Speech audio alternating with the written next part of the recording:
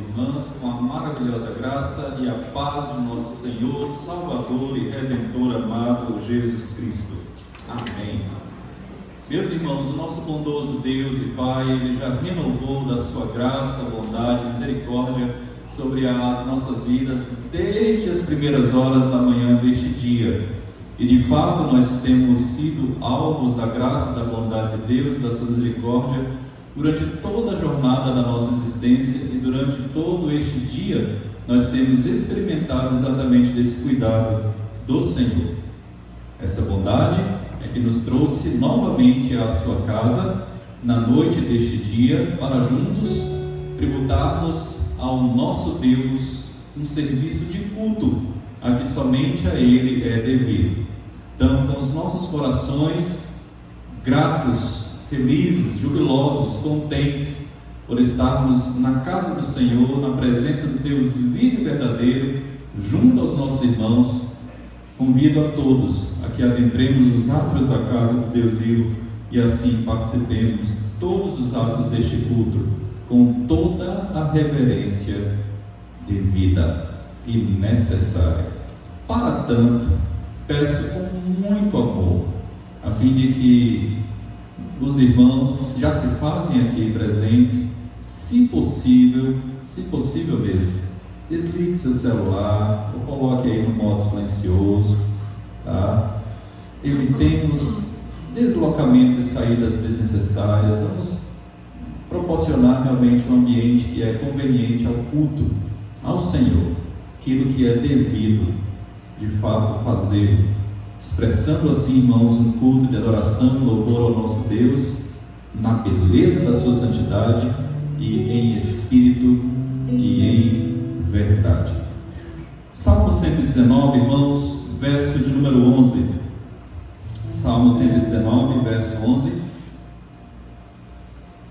A palavra de Deus, ela nos instrui com respeito a nos aproximarmos de Deus, confessando exatamente as nossas faltas, os nossos pecados perante a Ele e clamando ao Senhor por sua misericórdia. Vamos nesse instante fazer a leitura deste versículo, deste salmo, Salmo 119. Vamos ler o verso desse Salmo 119, não o salmo todo, mas este verso, verso 11 do Salmo 119. E assim sendo, nos preparando para o momento de início de culto e também nos colocando na presença de Deus, confessando as nossas faltas e clamando dele mesmo perdão dos nossos pecados. Guardo no coração as tuas palavras para não pecar contra ti. Guardo no coração as tuas palavras para não pecar contra ti. O salmista, ele expressa aqui as palavras em que ele guarda a melhor coisa no melhor lugar com o melhor dos propósitos. Ele guarda no coração a palavra de Deus com o propósito de não transgredir a lei do Senhor, não desagradar ao Senhor. É claro, irmãos, que por mais que nós mantenhamos esse propósito de acertar o alvo sempre, viver sempre debaixo do agrado do Senhor, ainda assim, enquanto nós estivermos aqui inseridos neste mundo, o mal que habita em nós, que é o pecado, sempre vai realmente guerrear em nossas vidas. E nós sabemos que nós somos pecadores, falhos, e necessitamos, carecemos da misericórdia do Senhor em nossas vidas. Nesse instante, nesse momento, o nosso bondoso Deus nos concede a oportunidade de nos achegarmos a Ele de maneira individual. Fale com o Senhor, confesse as suas faltas ao Senhor, peça para que Deus realmente habilite, prepare o seu coração para este momento em que, adentrando na casa, nos átrios de Deus vivo, nós possamos adorá-lo do modo como convém. Faça uma oração silenciosa, nesse instante, você e Deus.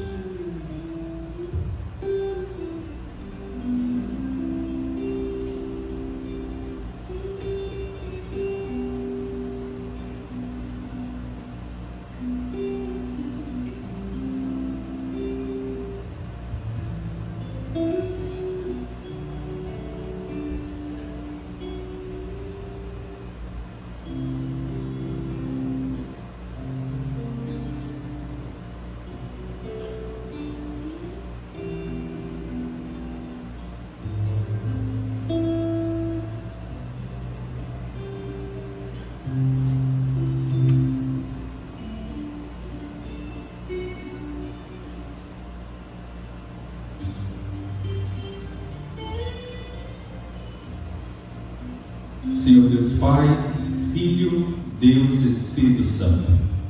Trindade augusta, santa, Deus Criador dos céus e da terra, Deus que criou e sustenta a tudo e a todos, nosso Deus, nosso Pai, nosso Salvador, nosso Redentor.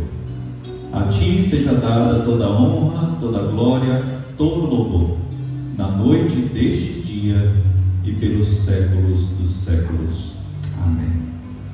Ó Pai, nós te rendemos graças pelo privilégio que o Senhor nos concede, de nos achegarmos na Tua casa, na Tua presença, para juntos podermos adorar ao Senhor na beleza da Tua santidade.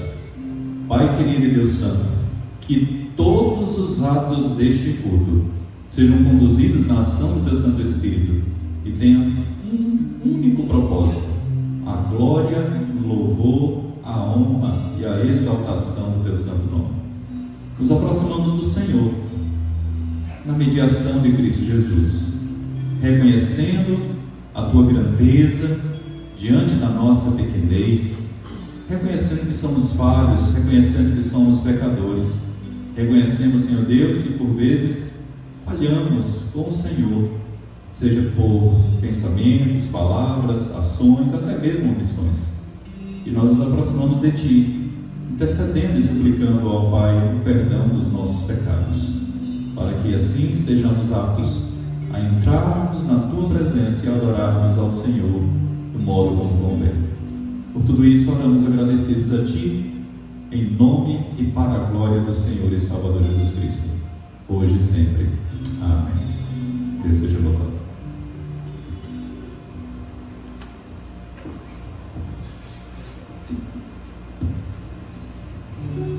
Fiquemos em pé, irmãos, para louvarmos a nosso Deus, agradecer a Ele por tamanha salvação em nossas vidas.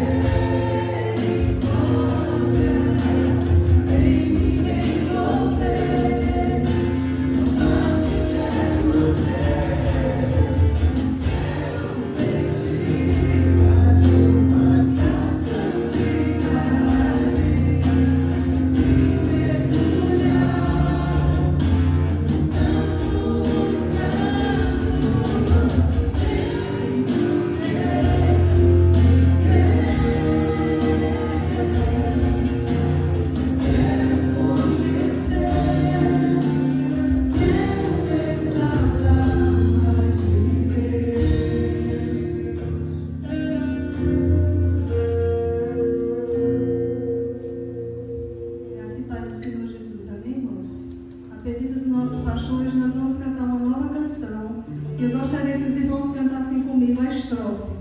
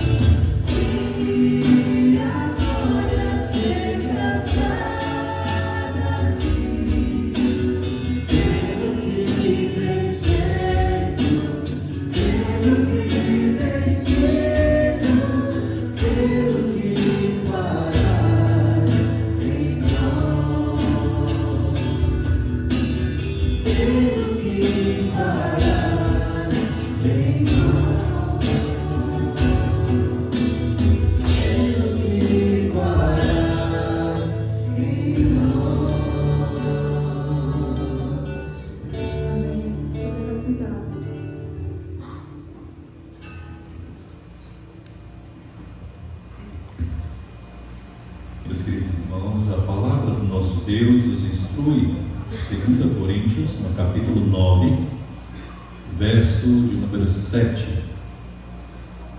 2 Coríntios, capítulo 9, verso de número 7.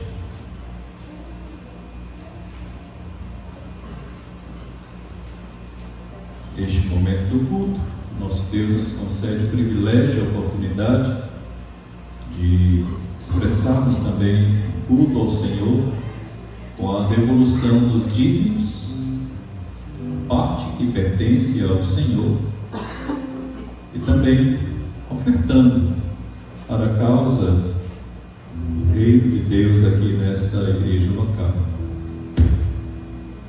2 Coríntios 9, verso 7, assim está registrado: cada um contribua segundo tiver proposto no coração, não com tristeza ou por necessidade, porque Deus ama quem dá com alegria.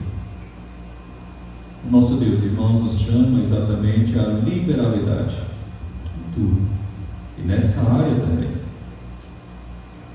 E faça isso com todo o seu coração, com gratidão no reconhecimento muito que Deus lhe tem dado para a manutenção da obra do Senhor aqui nesta igreja local e também em outras instâncias que essa igreja abraça para a glória de Deus.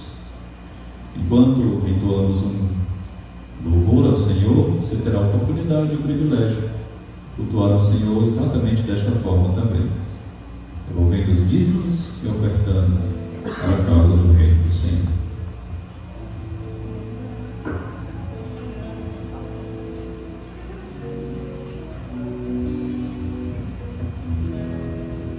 Em Jesus confia, sua lei observa, porque tudo que bênção que faz,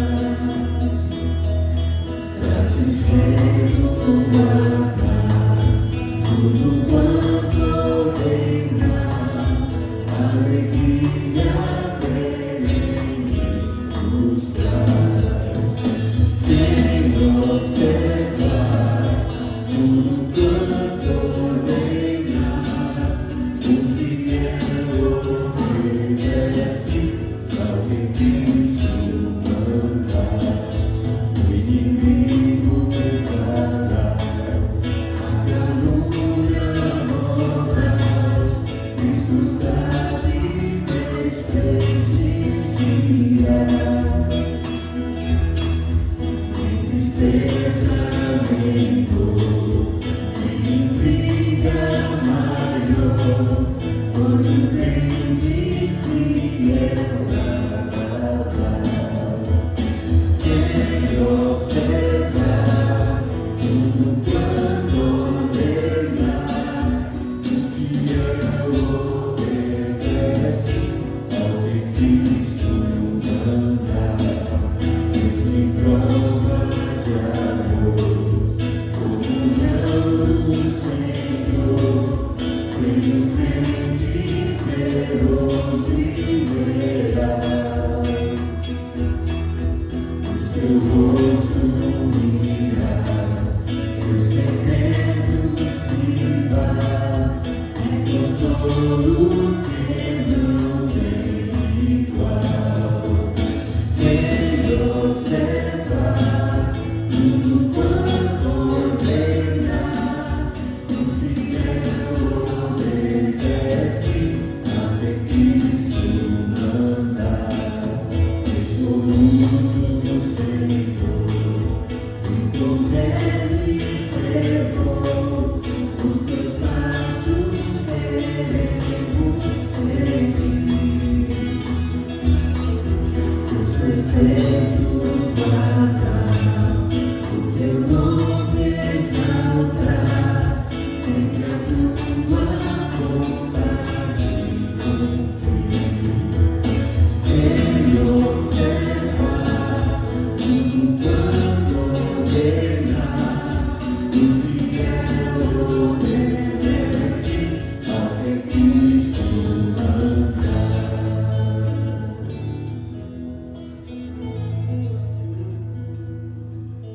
Meus queridos irmãos, nesse instante nós vamos ter mais uma palavra de oração, gratidão e consagração dos dízimos e ofertas recolhidos no meio do povo de Deus. Quero convidar o presbítero Ezequiel que nos conduza nessa palavra de oração nesse momento.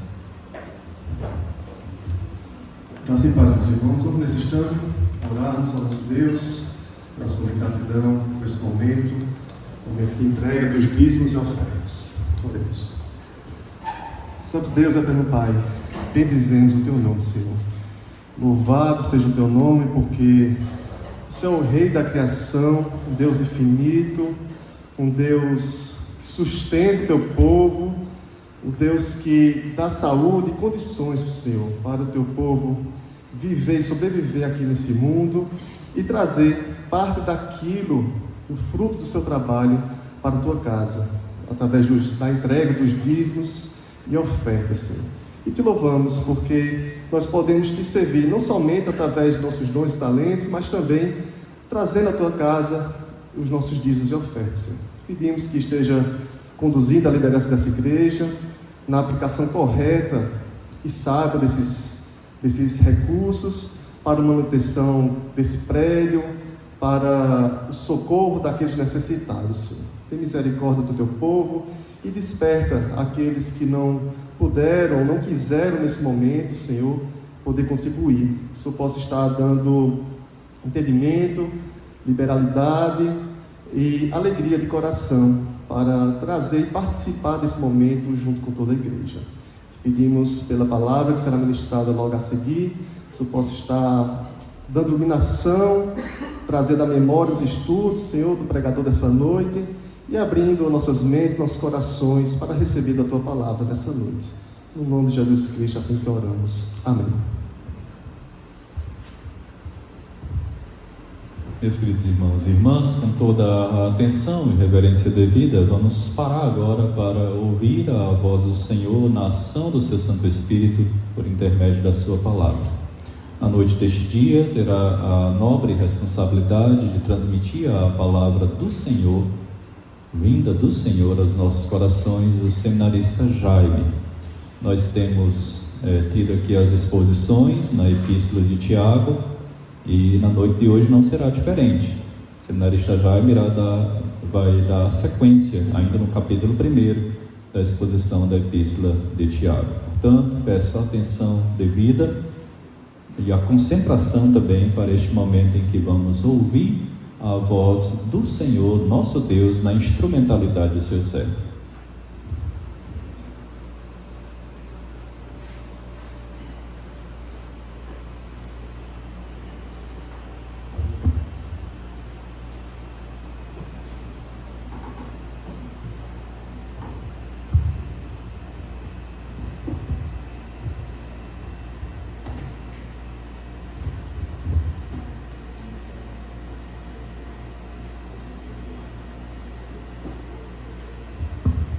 Meus queridos irmãos, a graça e a paz do Senhor Jesus. Uma boa noite a todos. É sempre um privilégio, e ao mesmo tempo uma responsabilidade enorme ministrar, expor a palavra do Senhor entre os irmãos. Mas eu fico feliz de que essa igreja tem sido uma bênção na minha vida e tem sido uma fonte de estímulo para que possamos cada vez mais buscar conhecer o Senhor, e nos aperfeiçoarmos nesse vivo caminho.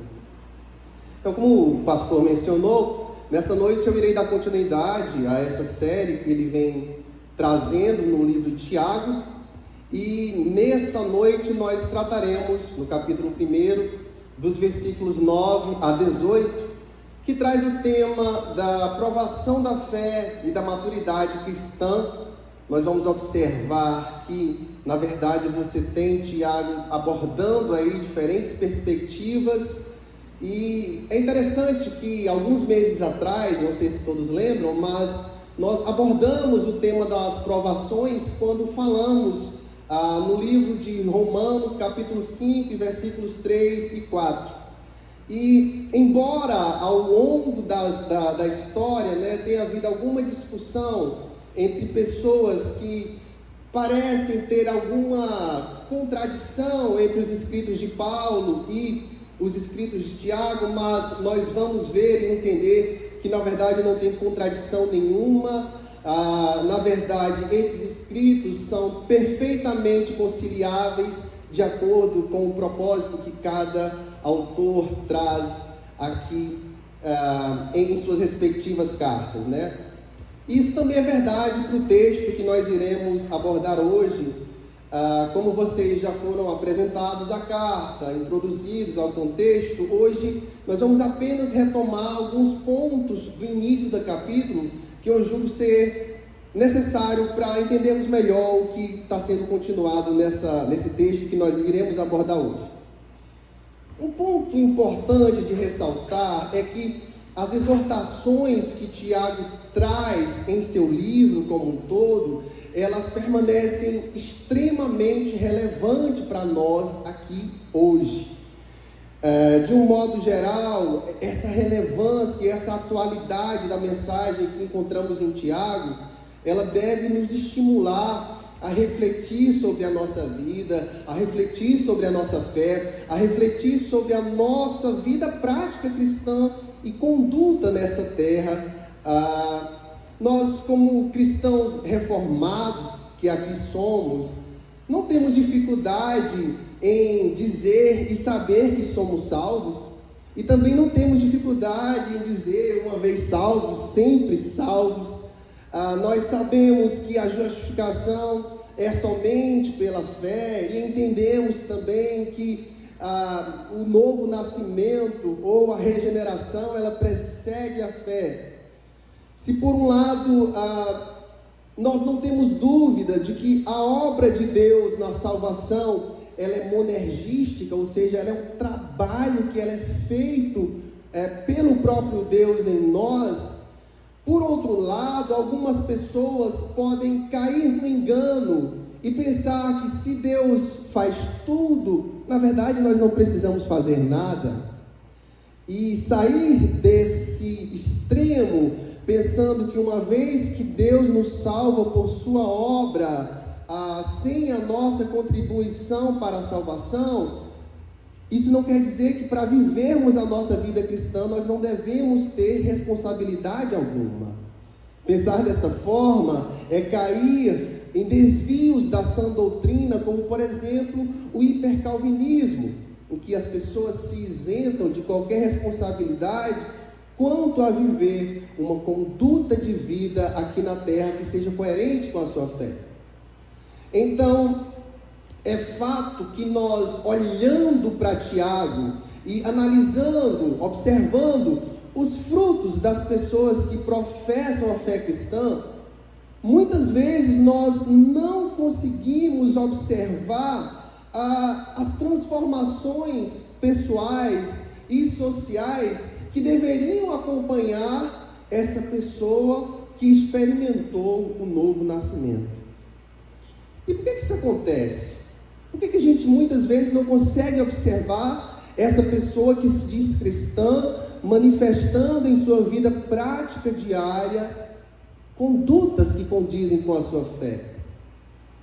Um comentarista, um estudioso chamado Douglas Moo, ele diz que esse cenário, que está por trás desse cenário, pode ser o fato de que nas nossas igrejas e na atualidade, a Bíblia ela realmente está sendo traduzida, comentada, lida, discutida, estudada, pregada, analisada, interpretada, isso como nunca antes foi.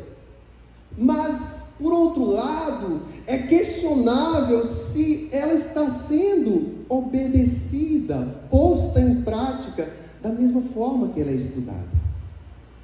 Nós estamos numa igreja privilegiada, uma igreja que preza pelo ensinamento correto da palavra de Deus. Temos uma boa escola dominical, professores capacitados para diferentes faixas etárias. Temos domingo a domingo pregações que são cristocêntricas, que valorizam o ensino, e muitos de nós estão familiarizados com os 5 pontos do calvinismo. Nós estudamos a confissão de fé, os símbolos de fé, e é possível que isso esteja muito fresco na nossa mente. Por outro lado, nós não podemos esquecer que isso que está no nosso conhecimento deve se refletir em como vivemos dia após dia. Amém, queridos? Então, a mensagem de Tiago, ela tem essa relevância e ela deve nos encorajar a ouvir e obedecer, a viver o que a palavra diz. Apesar de Tiago não trazer questões, pensamentos teológicos tão complexos, tão aprofundados, como por exemplo a gente encontra no livro de Romanos e nos outros escritos de Paulo, a gente encontra aqui nesse livro uma riqueza no que diz respeito ao chamado ao arrependimento, a um estilo de vida cristão que seja coerente com a fé que nós professamos. Isso deve não somente impulsionar debates teológicos, mas também revelar o que existe em nosso coração, muitas vezes o nosso mal-estar espiritual, e nos colocar no caminho de um cristianismo bíblico, revigorante e transformador.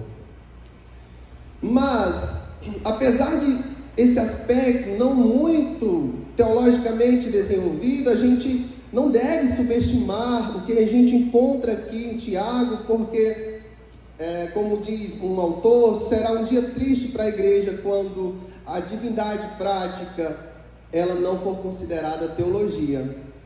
Então é com essa mentalidade que eu gostaria de chegar a esse texto que nós vamos ler daqui a pouco, tá?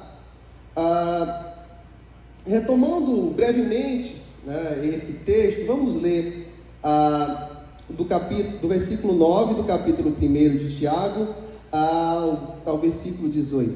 Versículo 9 diz assim: o irmão de condição humilde glorie-se na sua exaltação, e o rico na sua humilhação, porque ele passará como a flor do campo. Porque o sol se levanta com seu calor ardente, a planta seca, a sua flor cai e a formosura do seu aspecto desaparece. Assim também o rico murchará em seus caminhos. Bem-aventurado é aquele que suporta com perseverança a provação, porque depois de ter sido aprovado, receberá a coroa da vida, a qual o Senhor prometeu aos que o amam. Ninguém, ao ser tentado, diga: sou tentado por Deus, porque Deus não pode ser tentado pelo mal, e Ele mesmo não tenta ninguém. Ao contrário, cada um é tentado pela sua própria cobiça, quando esta o atrai e seduz. Então, a cobiça, depois de haver concebido, dá à luz o pecado, e o pecado, uma vez consumado, gera morte. Versículo 16. Não se enganem, meus amados irmãos, toda boa dádiva e todo dom perfeito vem lá do alto, descendo do Pai das luzes, em quem não pode existir variação ou sombra de mudança. Pois, segundo o seu querer, Ele nos gerou pela palavra da verdade, para que fôssemos como que primícias das suas criaturas.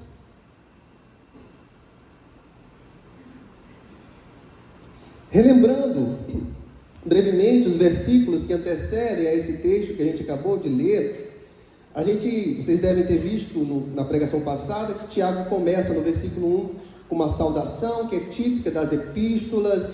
Ele se apresenta como remetente, e esse Tiago, a gente acredita, há evidências que ele é o irmão de Jesus, e ele tem um destinatário que ele cita aí como 12 tribos, mas que na verdade deve se remeter a cristãos, judeus e gentios enxertados em Cristo, que são o novo Israel. Do versículo 2 ao 4, Tiago lembra aos cristãos que eles devem se alegrar nas provações, porque de fato as provações elas estão dentro da providência divina e são dadas por Deus a seu povo como uma forma de torná-lo perfeito e íntegro. Do versículo 5 ao 8, ele lembra aos cristãos que é necessário ter sabedoria para enfrentar essas provações, e tal sabedoria deve ser buscada em Deus, com fé, sem duvidar da bondade de Deus. E isso porque aquele que duvida, ele vacila entre confiar em Deus e confiar no mundo, ou confiar na sua própria capacidade. E ao invés de adquirir esse status de pessoa completa, sem nada faltando, esse status de maturidade, essa pessoa que duvida, ela vai andar vacilante e instável em todos os seus caminhos, é o que diz aí no versículo 8, que antecede o texto que nós lemos.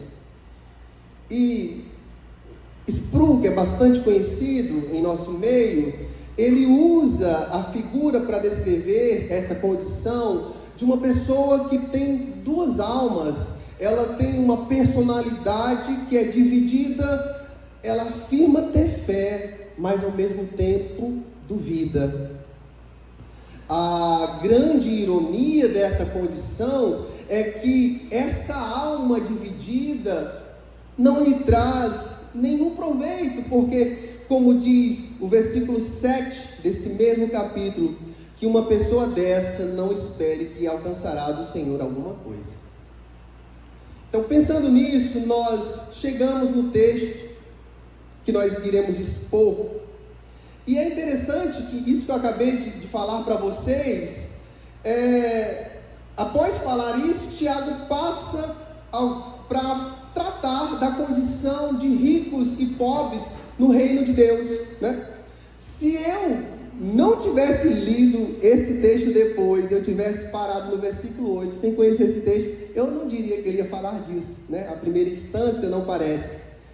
E é interessante que Lutero, né, que não é a melhor referência para estudar Tiago, mas ele costumava dizer que Tiago às vezes deixava as coisas meio soltas, né? Mas depois ele pensa melhor e ele reconhece o valor que essa carta tem.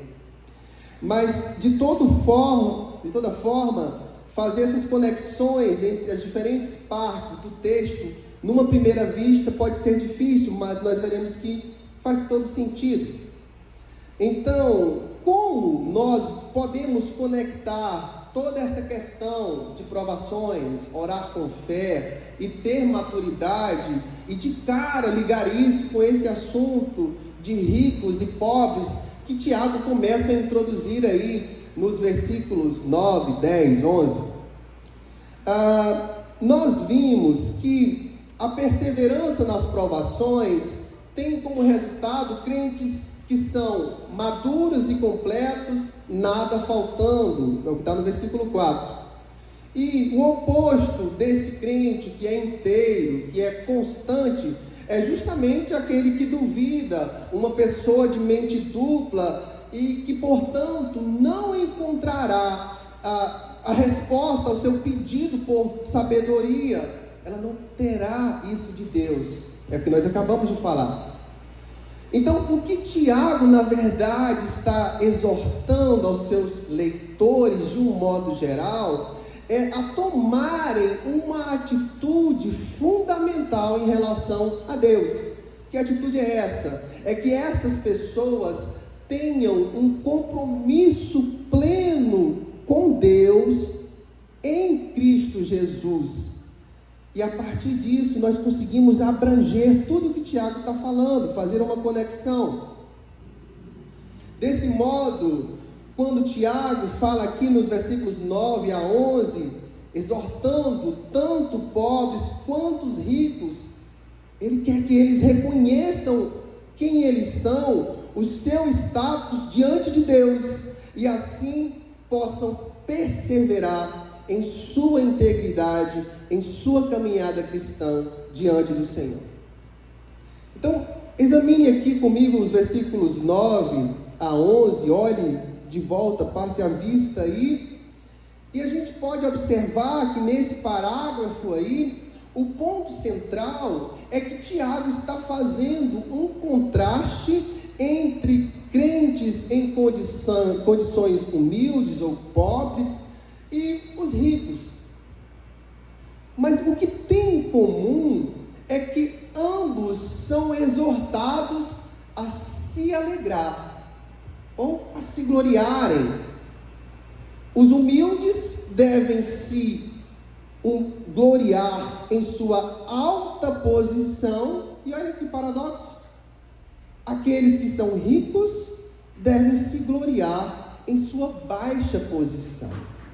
Nosso desafio aqui é tentar entender o que é isso, como aquele que é pobre, ele se alegra, ele se gloria em sua alta posição, e como aquele que é rico, que a gente julga ter uma alta posição, ele vai se gloriar na sua humilhação.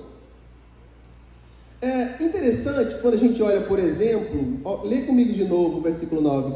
O irmão de condição humilde glorie-se na sua exaltação, e o rico na sua humilhação. De cara, o irmão aponta para essa pessoa de condição humilde, mas fica um pouco de dúvida se esse rico aí, se esse irmão aí também está se relacionando com esse rico. Por não ter uma ligação direta, o irmão rico, algumas pessoas podem pensar que esses ricos aí não são crentes, e realmente alguns comentaristas fazem isso. Então, existem duas possibilidades aqui. Esses ricos não são cristãos, e se isso for verdade, o que ele está dizendo aí no versículo 10, e o rico se glorie na sua humilhação, na verdade seria uma espécie de ironia, porque esse rico, ele deveria se gloriar na única coisa que lhe resta no julgamento, ou seja, uma condenação, como descrito aí no final do versículo 10 e no versículo 11, ele passará como a flor do campo, ela cai, desaparece, assim também o rico murchará em seus caminhos. Mas a interpretação mais provável é que tanto esses pobres como esses ricos, e é o que eu concordo, tanto pobres como os ricos aqui são crentes, são pessoas crentes da comunidade a qual Tiago está se referindo. Então, considerando que essas pessoas são crentes, o que Tiago está encorajando, o que ele quer dizer com se gloriar na sua humilhação, é que na verdade eles não comemorem, não se alegrem na sua riqueza, no seu status social em si, mas que ao invés de confiarem no seu status social, na sua condição de riqueza, eles atentem para a sua identificação em Cristo, o que aos olhos do mundo seria visto como humilhação. Então, o que nós lemos aqui, nesse final do versículo 10 e versículo 11, é uma exortação para lembrar a esses crentes ricos que a riqueza e o status social que eles têm são temporários, são passageiros, não deve ser disso que eles têm que se orgulhar. Uma outra conexão que fica muito evidente quando a gente analisa o contexto daquele povo é a evidência de que a pobreza seria realmente a provação mais provável e mais difícil que aqueles irmãos que eram o alvo da carta de Tiago estavam passando. E nós vamos ver mais na frente um pouquinho porque isso. Mas nesse momento já é válido a gente adiantar e pensar um pouco sobre o nosso dia a dia mesmo, e pensar que o problema com dinheiro, né? A gente se familiariza com isso às vezes. Realmente o problema com dinheiro, o problema com dívidas, ele pode revelar uma lealdade dividida, e faria muito sentido Tiago exortar a essas pessoas que estão com a alma dividida, ou como algumas traduções trazem, essas pessoas de ânimo dobre, a pensar na dificuldade de confiar em Deus em meio a seus problemas financeiros. Isso é válido para nós também. Para ficar mais claro, vamos atentar para essa palavrinha aí, se referida a pobre em algumas traduções, ou pessoas humildes. Na verdade, no contexto, a palavra grega, ela sugere um cristão que ocupa uma posição baixa na escala socioeconômica, alguém que é relativamente pobre e impotente, né? Essa pessoa não consegue sair da condição que ela está, ela é pobre de fato, ela não tem prestígio social, ela está na classe social mais desprivilegiada daquela sociedade. E de fato, se a gente considerar que o público de Tiago era realmente cristãos que estavam ali na região da Palestina e da Síria, isso faz muito sentido, porque há relatos de que naquela mesma época, provável que essa carta foi escrita, houve uma grande fome nessa região. Inclusive isso é mencionado em Atos capítulo 11, versículos 28 a 29. Então, essa fome que afetava a região poderia estar afetando essas pessoas a quem essa carta era destinada, agravando esse problema desses irmãos em condição humilde. Então é esse mesmo cristão de baixa posição social que é convidado em meio às suas aflições a se gloriar, a se orgulhar de sua alta posição, ou como diz o texto em algumas traduções, a se gloriar de sua exaltação. Vale ressaltar também que esse orgulho aqui não é um sinônimo de arrogância, mas é uma alegria de uma pessoa que aprendeu a valorizar o que Deus valoriza. Esse irmão, na sua baixa condição social, talvez passando fome, talvez tendo necessidade, como que essa pessoa vai se gloriar na sua exaltação? Que tipo de exaltação uma pessoa que está nessas condições, ela tem? O que Tiago está dizendo é o que Deus valoriza para essa pessoa. O que Deus está valorizando é a posição que ela tem no que diz respeito ao seu status espiritual, a sua condição diante de Deus, é mais do que suficiente para ela se gloriar, porque essa é uma condição exaltada. Olha que glorioso! E de fato, essa posição, essa exaltação, ela é descrita por uma palavrinha, hipsen, que faz sentido para nós hoje, quando nós entendemos que ela é usada no Novo Testamento para descrever o reino celestial. Olha, a qual Cristo ascendeu, como está descrito em Efésios 4, versículo 8, ou esse reino celestial, do qual o Espírito Santo desce, como está lá em Lucas, capítulo 24, versículo 49. Existe uma posição mais exaltada do que essa para um cristão. O que Tiago está dizendo é que essa classe social baixa a que ele pertence não é que define o status dele diante de Deus. Não é para isso que ele tem que atentar na sua caminhada como cristão.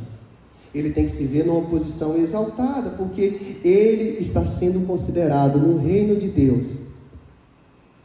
Agora, observe então que essa posição exaltada, ela se refere a duas coisas. Como eu falei, ao gozo, à alegria de ter esse status espiritual atualmente exaltado em Cristo Jesus, e ao mesmo tempo há uma exaltação futura que é vista na esperança da participação desse reino eterno inaugurado por Cristo. Então, essa condição exaltada é uma coisa que ele já experimenta, mas é uma coisa que ele ainda vai experimentar mais plenamente. É o que na teologia a gente chama do paradoxo entre o já e o ainda não. Todos nós estamos vivendo ele.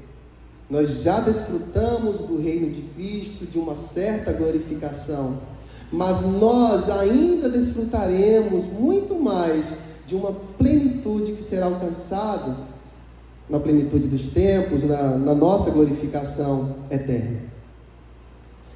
Agora, observe como isso que eu expliquei para vocês é coerente com o que o apóstolo diz aí mais na frente, no capítulo 2. Vamos lá.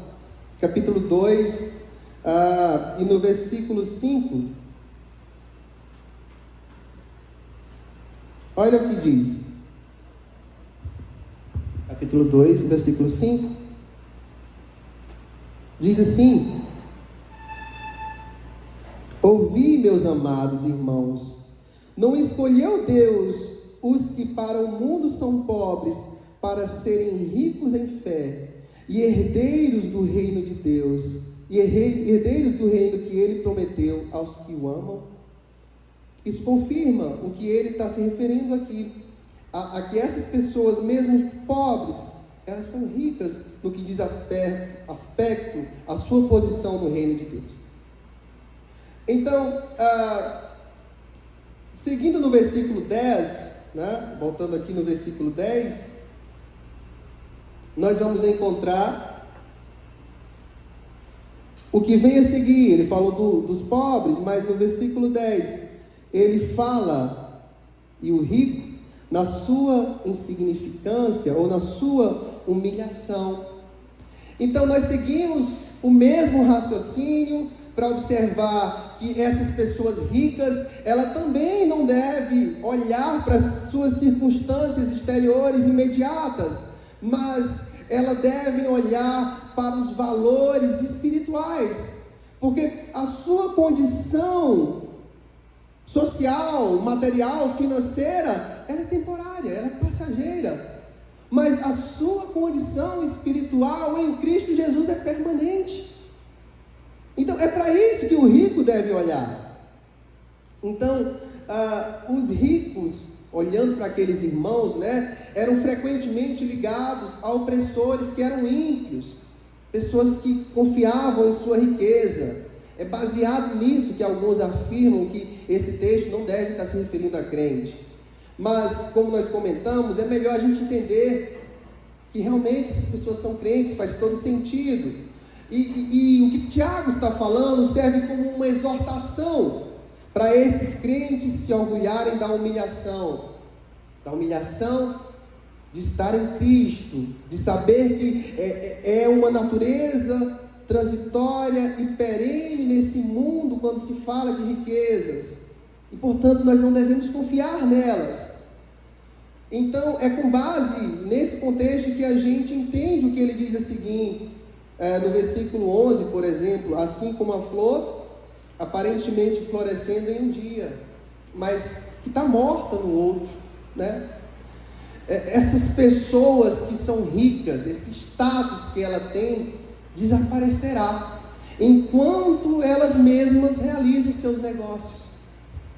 Essas pessoas estão aí confiando nas suas riquezas, realizando suas transações, isso é tudo que elas têm. Pessoas que estão dando a vida para se tornarem grandes empresários ou subirem na sociedade de um dia para o outro. Para algumas pessoas o objetivo único delas é isso: acumular riqueza, se tornar um milionário. Quem quer ser um milionário? Mas nós não podemos colocar a nossa confiança nisso. Então, essa humilhação consiste em lembrar que, por mais exaltados que pareçam aos olhos do mundo, o seu status diante de Deus é diferente. É o que nos ensina Jesus em Mateus capítulo 23, versículo 12. Aquele que exalta a si mesmo será humilhado, e aquele que humilha-se a si mesmo será exaltado. Essa é a lógica do reino de Deus. Então, a gente pode resumir da seguinte forma essa lição: que os pobres crentes insignificantes e sem conta aos olhos do mundo devem se alegrar em seu relacionamento com o Senhor, que foi exaltado à posição mais alta do universo. Por outro lado, os crentes ricos, abastados e seguros em suas posses, com grande status aos olhos do mundo, devem lembrar que sua única segurança duradoura vem através de seu relacionamento com o homem sofredor, desprezado e rejeitado pela humanidade. Ambos os tipos de cristãos devem olhar para as suas vidas de uma perspectiva celestial, não de uma perspectiva terrena. E essa é uma questão, queridos, muito relevante para os nossos dias. Os dados mais recentes do IBGE mostram que aí 31% da população do Brasil vive na pobreza. Se a gente olha o mapa da pobreza, o Nordeste está lá destacado em vermelho como uma das regiões mais pobres, junto com o Norte. Se a gente olha para a região Norte e Nordeste, a gente olha para a região do Sertão em que a gente está, a gente vê que a situação é ainda mais grave. Então, não é de admirar, não é difícil encontrar irmãos perto de nós, ou que vão chegar ainda à nossa igreja, e que estejam lidando com questões financeiras extremamente difíceis. E é possível que a gente encontre esses irmãos, ou que haja entre nós pessoas que estão divididas entre confiar em Deus, que Ele supre as suas necessidades, ou tentar dar um jeito, muitas vezes não bíblico, de sair dessa situação difícil. Não é difícil encontrar pessoas nessa situação, está perto de nós.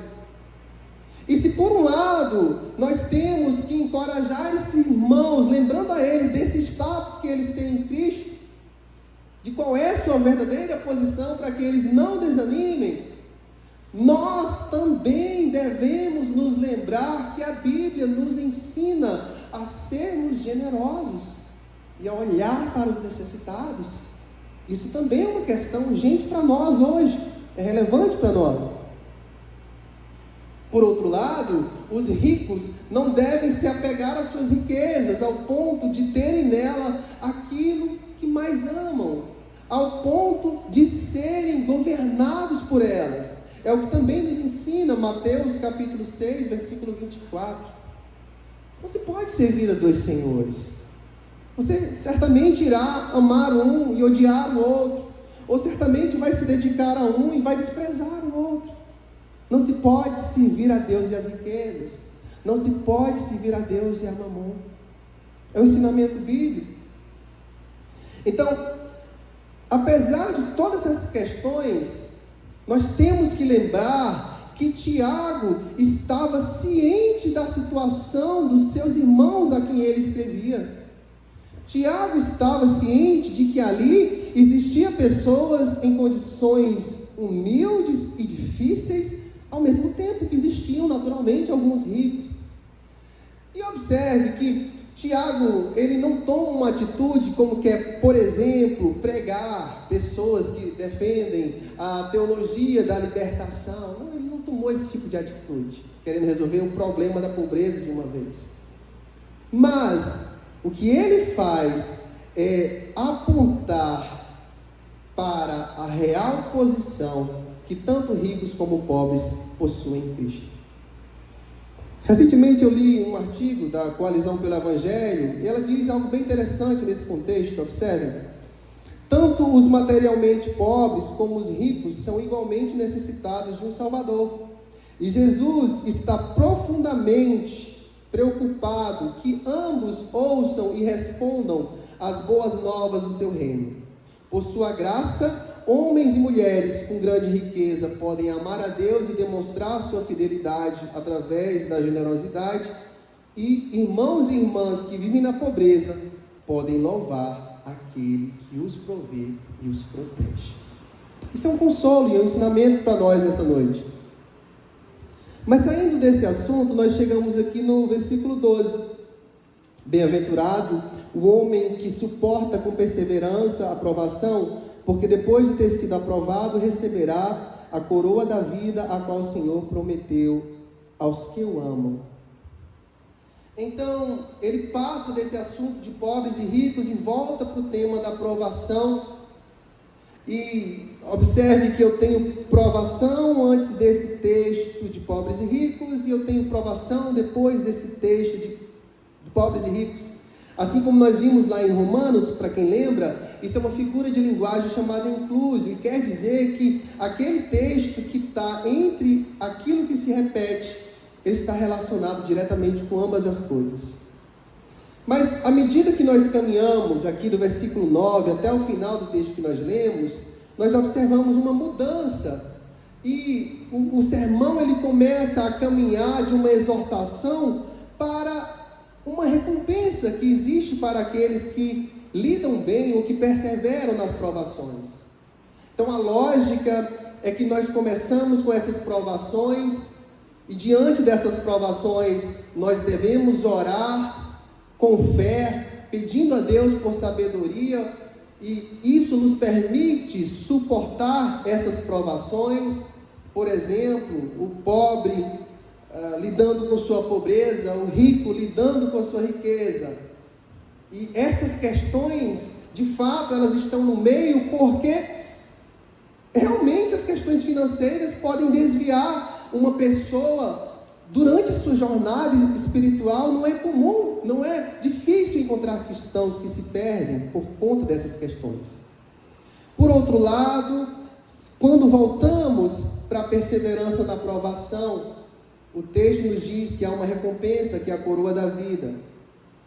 E isso remete à imagem de um atleta que suporta ali treinamentos intensos, durante os quais ele é submetido a estresses físicos, mas ele sabe que treinar, ser submetido àqueles testes, aquele estresse, aquele treinamento é desgastante, é difícil, mas vai deixar ele mais preparado. Então, através dessa figura, que nós conseguimos entender que tudo isso é uma preparação, e tanto é que a palavra aqui que é usada para coroa, em coroa da vida, ela também é utilizada para descrever aquela coroa de louros que a gente observa das Olimpíadas, né? E era dada ao atleta vitorioso, simbolizando aí a glória e a honra.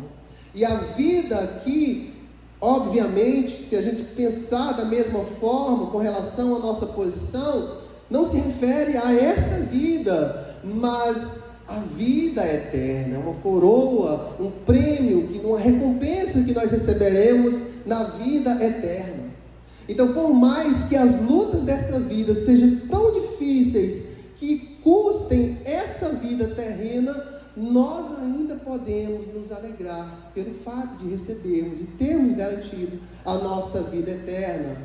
Como diz, por exemplo, Apocalipse capítulo 2, versículo 10, ser fiel até a morte, eu te darei a coroa da vida. Então, acho que todos nós devemos parar um pouco e guardar essa imagem, para que isso nos dê esperança durante a provação, para que isso nos dê sustento e força, suportando o sofrimento presente, e lembrando que esse sofrimento presente, essas provações, elas são temporárias, e como diz a palavra, elas não se comparam com a glória que há de vir, que há de ser revelada em nós.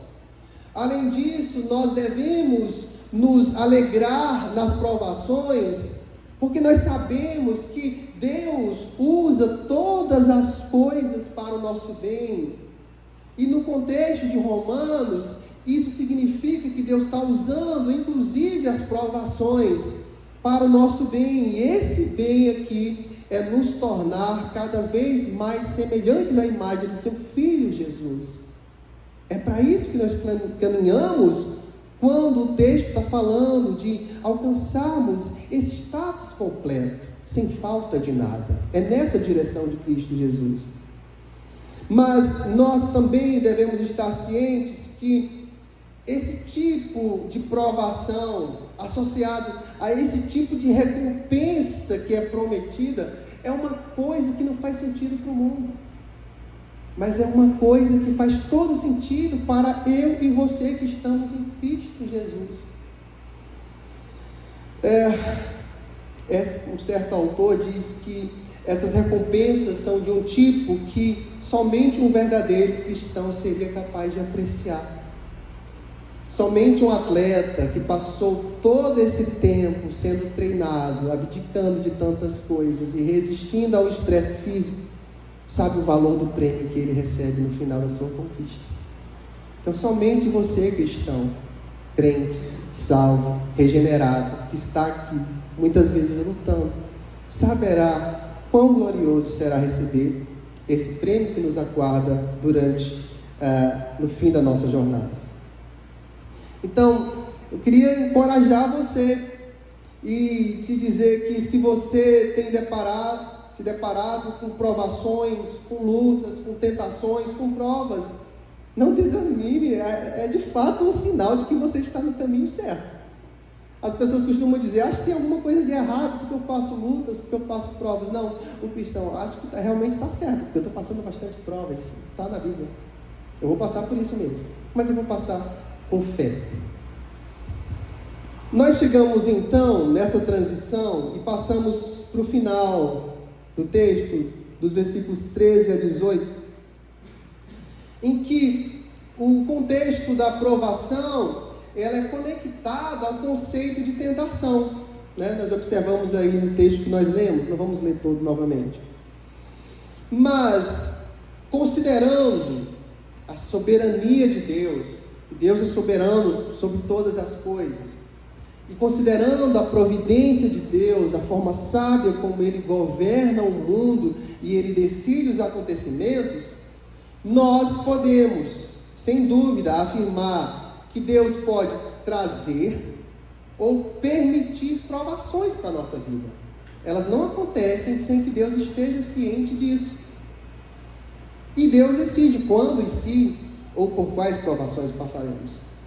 Mas, preste bem atenção, como Tiago insiste no versículo 13, Deus não é o autor das tentações. Isso é uma coisa muito importante.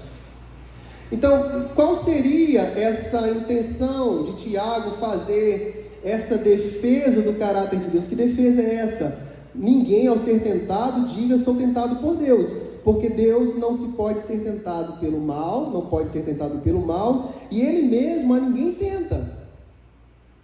Então, o que Tiago está falando aqui, na verdade, é que, de fato, algumas pessoas podem, no meio das suas provações, acusar Deus de estar fazendo elas pecarem. Acredite ou não, tem pessoas, inclusive relatos em registros históricos, de pessoas que usavam a desculpa de que Deus é soberano, Ele faz elas pecarem também. Não, nós não podemos ter isso em mente. Não é essa a questão. E como nós sabemos que não é essa a questão? De fato, a Bíblia mostra situações que Deus pode testar ou provar a nossa fé, mas com a intenção, com o objetivo de fortalecer a nossa fé. É, por exemplo, o que Ele faz testando, provando a fé de Abraão. Gênesis capítulo 22 e versículo 1. Porém, existe uma grande diferença. Deus nunca induz ninguém ao pecado. Também é importante ressaltar que existe uma diferença entre essa provação ou essa exposição externa às provações, né? E a tentação interna. Isso é evidente quando a gente olha, por exemplo, de Jesus, que foi tentado, mas jamais desenvolveu um desejo pecaminoso. Ele jamais experimentou um desejo de pecar. Mas essa é uma questão bem mais complexa, exigiria outra oportunidade para desenvolvermos. Mas o que ele quer dizer, então, de uma forma mais simples, é que a tentação é um impulso, né, para o pecado, e uma vez que Deus não é suscetível a nenhum desejo do mal, Ele não pode ser visto como desejando que o pecado seja realizado por ninguém. Deus jamais iria desejar que eu e você experimentasse o pecado. É contra a natureza de Deus.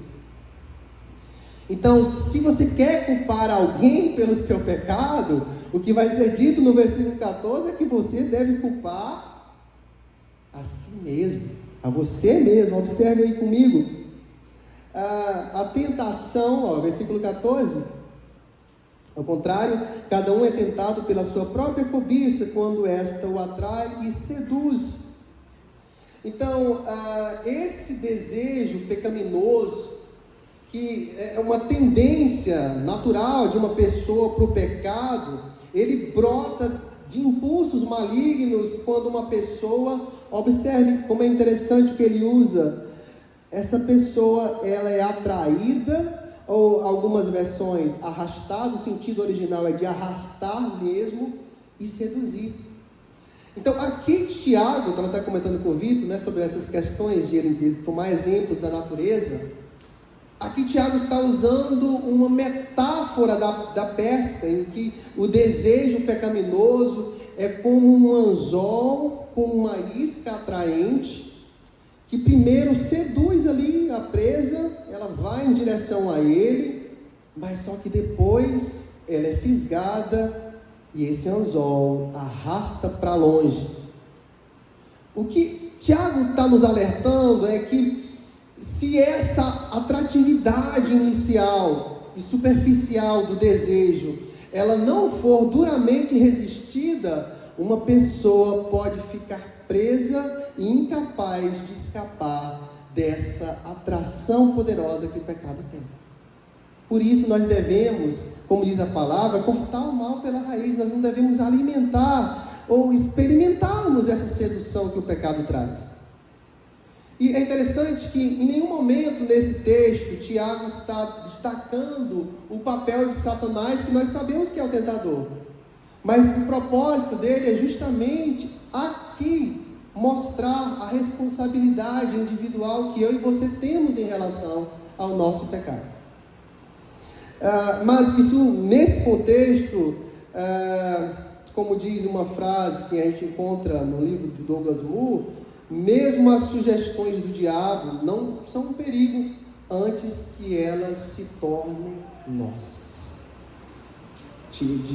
O diabo é o tentador, ele aponta aí sugestões, mas elas só se tornarão perigosas se essas sugestões do diabo se tornarem nossas. A seguir, no versículo 15, ele passa de uma outra metáfora, dessa metáfora da pesca, para a metáfora da gravidez, da concepção, do nascimento. Então, a cobiça, depois de haver concebido, dá à luz o pecado, e o pecado, uma vez consumado, gera morte. Então, aqui a metáfora é que esse desejo, ele é retratado como uma mãe, né? E essa mãe dá à luz um filho, e esse filho é o pecado. Mas o filho é novinho ali, né? Ele não tem condição de dar luz a ninguém. Para um filho que acabou de ser concebido, ter a capacidade de dar luz, ele tem que se crescer, desenvolver, até chegar a essa maturidade. Então, se essa criança que é o pecado se desenvolver, ela dá à luz à morte. Então você tem o desejo dando à luz ao pecado, e esse pecado desenvolvendo, chega a um ponto que ele conduz à morte. E é possível que aqui Tiago tenha em mente algumas figuras de provérbios em que ele trata essa mulher devassa, perigosa, que conduz à morte. Ao mesmo tempo, ele fala em provérbios da sabedoria que leva à vida, e como nós vimos lá atrás, ele enfatiza a importância dessa sabedoria. Mas há vocês vão encontrar isso na internet, vendo vídeo no YouTube, vendo reels no Instagram, um debate recente no âmbito do pecado com relação a desejo, atração, inclinações, onde começa, onde não é pecado. Isso realmente é uma questão completa e digna de ser tratada. Mas o que o texto está pretendendo nos mostrar não é um nível dessa dinâmica, em que ponto dela ainda não existe pecado. Não. O que o texto está mostrando para a gente é que, na verdade, esse pecado, ele é perigoso. Que esse desejo é perigoso porque ele dá luz ao pecado, e o pecado dá luz à morte. É isso que Tiago está nos mostrando. E o que isso deve despertar em nós é um alerta. É um alerta com que nós olhamos, assistimos, vemos, ouvimos, pensamos, imaginamos e alimentamos. É um alerta para que nós lancemos-nos aos pés de Cristo diante de qualquer tentação. E também parece sábio e necessário orarmos constantemente, como o salmista orou no Salmo 139. Sonda-me, ó Deus, e conhece o meu coração. Prova-me, conhece os meus pensamentos. Vê se há em mim algum caminho mau e me guia pelo caminho eterno. O final do texto, dos versículos 16 a 18, vai reforçar essa mensagem de que nós não devemos nos enganar acerca de quem Deus é e como Ele age no contexto das provações. Acompanhe comigo. Deus, Ele está longe, jamais vai induzir alguém ao mal, mas versículo 17, Ele é a fonte de toda boa dádiva, incluindo o que está implícito aí no versículo 18, que é a questão do novo nascimento, de como Ele nos gera pela palavra da verdade. Então, é a partir dessa geração pela palavra da verdade, dessa regeneração, desse novo nascimento, que nós podemos iniciar essa nova jornada da vida cristã. Essa jornada que, por meio de provações, mas com sabedoria, mas com uma fé não duvidosa, irá nos levar ao aperfeiçoamento, até que não nos falte nada, até que sejamos achados sem falta, até que sejamos feitos conforme a imagem de Cristo. E isso tudo deve nos dar consolo. Então, você, irmão, que é novo na fé e está passando por provas e não está entendendo, ou mesmo você que já é experimentado na fé, que também está passando por provas e que também está passando por algum tipo de tribulação, de aflição, não se surpreenda. Não se surpreenda se você se deparar com provações, e não se surpreenda se você tiver que lutar com tentações, porque isso acompanha aquela pessoa que nasce de novo. E eu costumo pensar que somente alguém que é vivo é que pode lutar, e somente alguém que nasceu de novo é que é realmente vivo. Então, continue lutando contra a carne, continue lutando contra o pecado, mas alegre-se em saber que as provações, elas estão dentro da providência divina para um plano para a sua vida, de aperfeiçoamento, maturidade e progressão na sua caminhada cristã. Então eu queria trazer algumas conclusões para nos ajudar a entender tanta coisa que a gente viu nessa noite.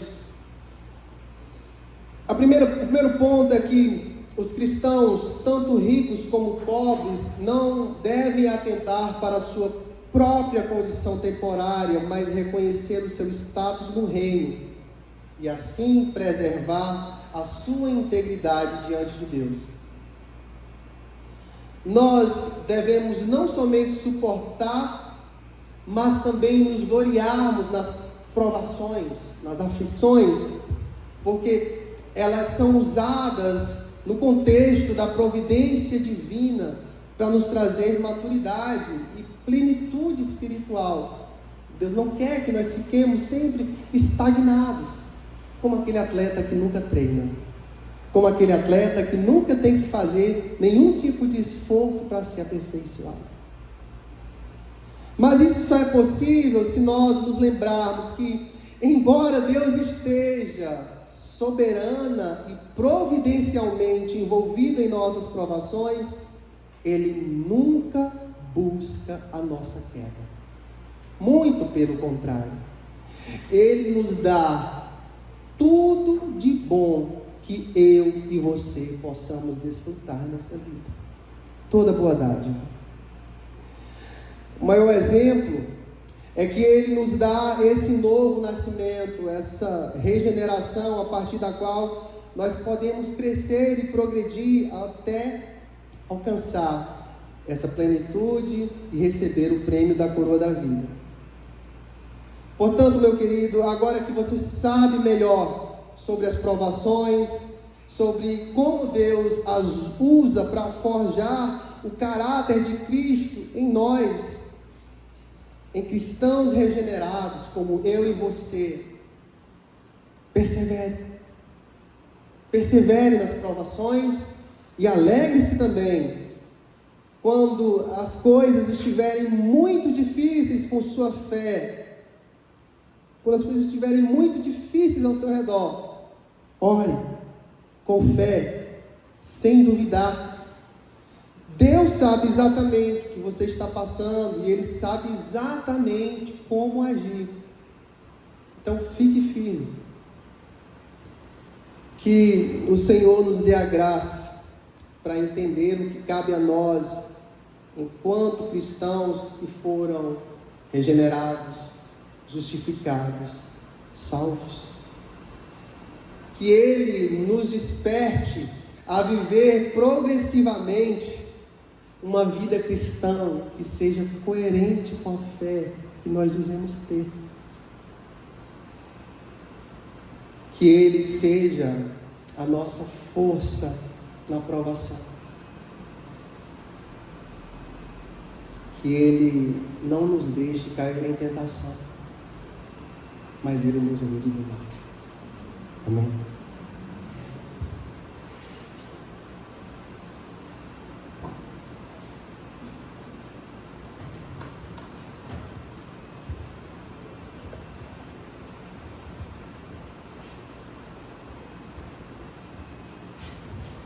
A Deus, somente a Deus, toda honra, toda glória e todo louvor. Quero convidá-los a que nos coloquemos todos de pé. Nós estamos chegando ao término do culto desta noite. Teremos uma palavra de oração e a impetração da bênção. Logo após esses dois momentos finais, peço que os irmãos se assentem para que possamos transmitir alguns avisos que são importantes e pertinentes à vida da igreja como um todo. Nosso Deus e Pai, muito obrigado porque pertencemos a Ti. E pertencendo a Ti, ó Deus, nós sabemos que estamos nas melhores mãos. Não haveria repouso mais seguro que não saber que estamos debaixo dos Teus cuidados. Muito obrigado, Senhor Deus, porque o Senhor nos preserva, nos preservou daquilo que seria realmente a maior tragédia de nossas vidas. O Senhor nos tirou do império das trevas e nos trouxe para a maravilhosa luz do reino do Teu amor. Nos deu a salvação por meio da pessoa bendita de Cristo Jesus, Teu Filho amado e nosso único e suficiente Salvador e Redentor. Mas sabemos, ó Deus, que enquanto ainda aqui estivermos, habitando neste mundo caído e manchado pelo pecado, haveremos, Senhor Deus, de encarar e enfrentar as provações da vida. Haveremos também, Senhor Deus, de encarar e enfrentar as tentações que certamente querem nos levar para distantes do Senhor. Haveremos, Senhor Deus, também de enfrentar situações em que a cobiça e o desejo da inclinação do nosso eu querem muitas vezes prevalecer e nos afastar do alvo, que é a pessoa de Cristo e a Tua vontade revelada a nós e a ser vivida na prática. A Tua palavra, Senhor Deus, lida e exposta através do Teu servo do passado e que ainda fala a nós nos dias de hoje e sempre falará. Ela nos mostra, Senhor Deus, e nos revela que nós não devemos ser apenas meros ouvintes, conhecedores da Tua palavra, mas que de fato precisamos ser operosos praticantes da Tua lei. Sabemos, ó Deus, que nós mesmos não temos a capacidade plena, própria, para alcançar este alvo. Por isso nós intercedemos a Ti, que o Senhor nos ajude, ó Pai, nesta missão, nesta tarefa necessária à nossa caminhada cristã. Reconhecendo que sem Ti nada somos e nada podemos fazer. De nós mesmos não podemos produzir nada de bom. E tudo aquilo que temos de bom é tão somente a Tua graça habitando em nós. Pai querido, nesse instante, nos despedimos, iremos para os nossos respectivos lares daqui a pouco e rogamos de Ti que o Senhor nos conduza em paz aos nossos lares, desde aqueles que residem mais perto até aqueles que residem um pouco mais distantes, que o Senhor possa levar debaixo da Tua segurança, debaixo das Tuas mãos. Entregamos também aos Teus cuidados, Senhor Deus, os nossos irmãos e irmãs que estão acometidos de enfermidade. Que o Senhor os visite com a Tua boa mão, restauradora, toda poderosa, trazendo, ó Pai, a cura no tempo devido e conforme a Tua vontade, para que tão logo tenhamos o privilégio de ter esses nossos irmãos de volta ao nosso convívio. Ó Pai, iniciamos a semana na Tua casa. De certo, sairemos dela, mas que de fato, Senhor Deus, continuemos com a presença do Senhor conosco, onde quer que estivermos, e que tenhamos de Ti mesmo, Senhor Deus, proporcionado por Ti mesmo, uma semana debaixo da Tua graça, debaixo da Tua proteção, debaixo do Teu sustento, debaixo do Teu amparo, debaixo do Teu amor, bondade e misericórdia em nossas vidas. Nos assiste, Senhor Deus, nas nossas reais necessidades. Dá-nos a perseverança nessa caminhada cristã, e que em todo o tempo possamos manter os nossos olhos fitos no Autor e Consumador da nossa fé. A Ti, e somente a Ti, Senhor Deus, seja dada toda a honra, toda a glória, todo o louvor, pelos séculos dos séculos. Oramos agradecidos, com o perdão dos nossos pecados, em nome de Jesus Cristo, hoje e sempre. Amém. Recebei a bênção, irmãos.